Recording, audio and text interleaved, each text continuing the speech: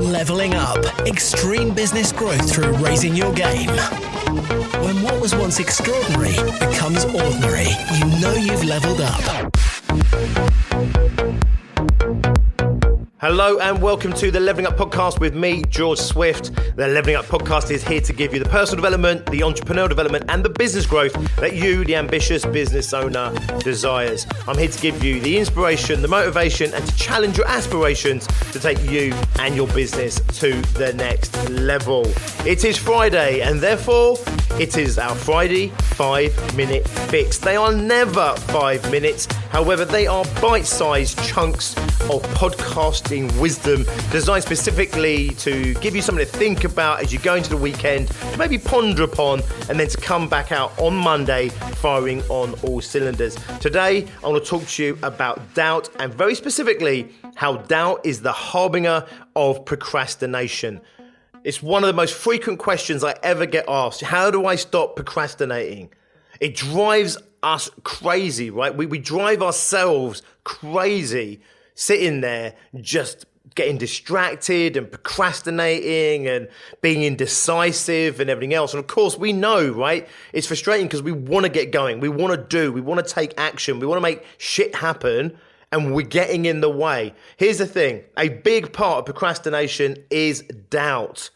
Doubt sits there in the background quietly. Fears, I always say, are the ones that you can always feel a fear, right? They take over your body, they take over your thinking. You get cold sweats, you start to shake, you get clammy hands, you can feel your heart racing. So fear normally is out there for you to see. You know, I'm scared of this, I'm scared of that. Doubts, however, they can be a lot more insidious because they sit much more quietly in the background, just slowly manipulating you, holding us back, stopping us from taking action and stopping us from doing something that is perceived at some unconscious level it could be risky or could put us in harm's way.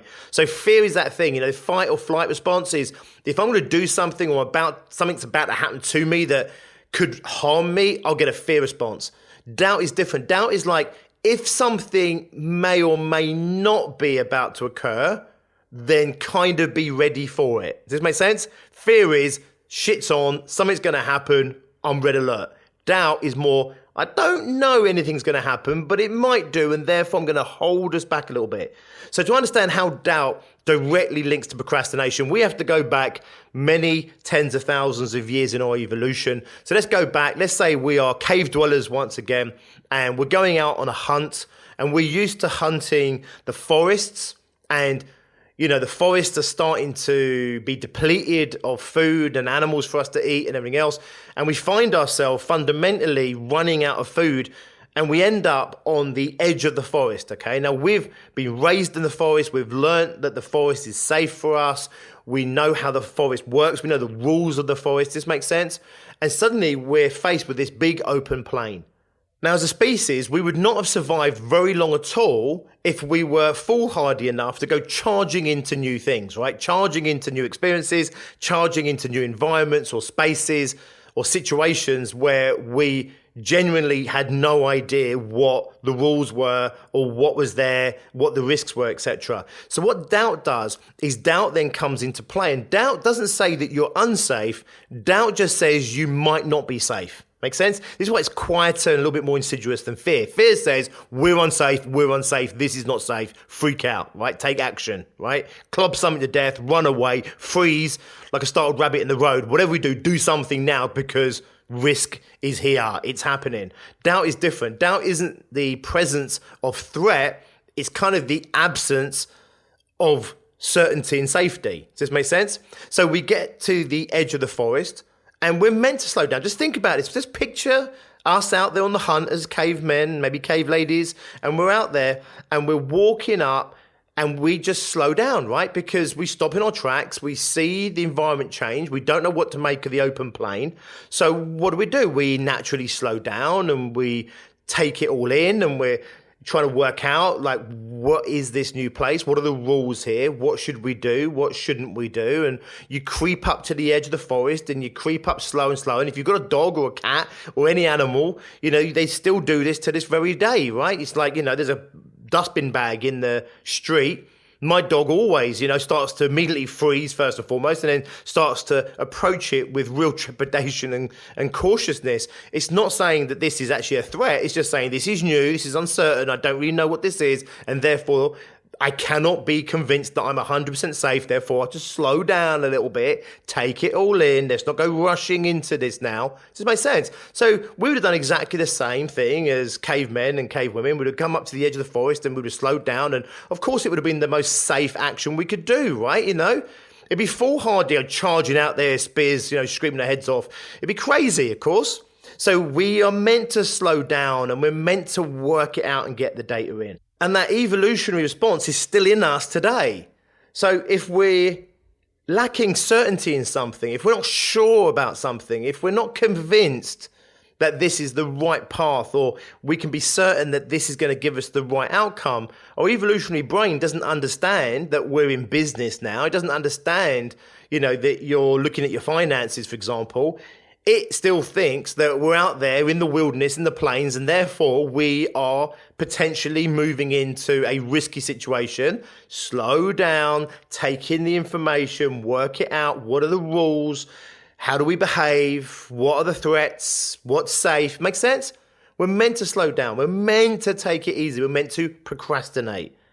So if we can remove doubt or limit doubt in our life, then we will ultimately remove a big portion of the indecisiveness and the procrastination that we feel. So therefore, instead of just sitting there, just beating yourself over the head because once again you're indecisive, or once again you're procrastinating, or you're finding yourself getting distracted deliberately, that thing that irritates you where you're distracting yourself from doing something. Just understand this, right? If you're not feeling fear in that moment, the chances are it's doubt. It's a perception of a lack of certainty to the decision you're making, the action you're going to take. And evolutionary, you're just slowing down to take in more information. So guess what? Give yourself more information. Take the time to look at what is going on inside of yourself. Take the time to reflect on what is the risk here, or what do you perceive that could be the risk here? Go inside yourself and say, right, what is it that I need to know in order to fully commit myself? I know you get it, right? I always say this, right? You are your conscious self, you're smart. We're talking about an unconscious level here.